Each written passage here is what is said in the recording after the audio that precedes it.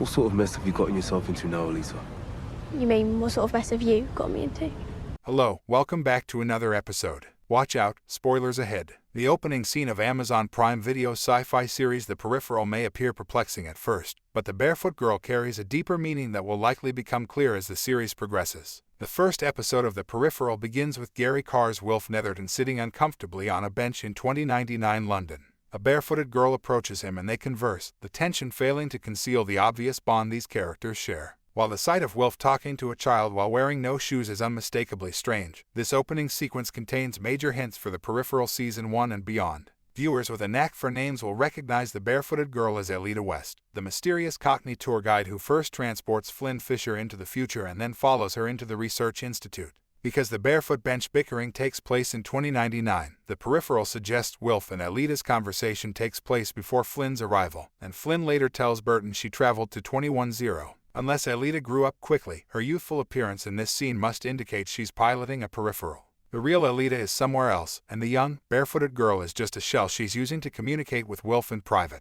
Why does Elita use a peripheral? And what it means? When The Peripheral Season 1 begins, Elita has clearly gone rogue. She's about to irritate her bosses at the Research Institute by digging into their darkest underground secrets, and she's also turned her back on Lev Zubov, the man who paid her for access to Flynn's timeline. Perhaps using a peripheral body is the only way Elita can contact Wilf while remaining anonymous. The peripheral confirms that its titular robotic bodies can look in any direction the pilot chooses, and anyone looking for Elita would not look twice at a young girl sitting on a park bench. It's odd, though, that Elita would choose a child's disguise over a woman her own age with completely different features, implying a personal connection between Elita and this fake body. The use of a peripheral by Elita to contact Wilf has far-reaching implications for the fictional world of Amazon Prime Video's sci-fi mind bender. The robots aren't just used to transport people from the past to the future. The fortunate citizens of 2099 can use the same technology to exist in two places at the same time. Elita, for example, can remain in her hideout while meeting Wilf on a bench. That is, any character in the peripheral could be riding in a synthetic body. Because the barefoot child in 2099 is actually Elita, viewers must now suspect that no one in the future timeline is who they claim to be.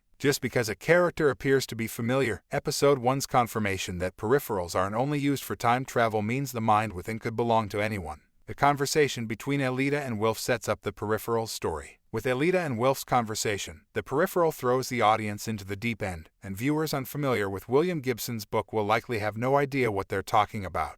Going back and watching Elita and Wilf's scene again after watching the peripheral's first two episodes in full sheds new light on the opening. What kind of mess have you gotten me into? Elita asks, referring to how Wilf introduced her to Lev Zubov. Lev needed a stub timeline and asked Elita to provide it through Wilf because she worked at the Research Institute. When Elita accuses Wilf of developing a hardened soul as a result of his surroundings, she may be referring to his work as Lev's fixer. Finally, Elita's saving a world. Not our world line is most likely related to the revelation that whenever someone from the future contacts the past, a splinter timeline is created. The main idea of the first season of The Peripheral is that Elita seems to have given up on saving her own future and is instead focused on helping Flynn's. Thanks for watching, and don't forget to subscribe.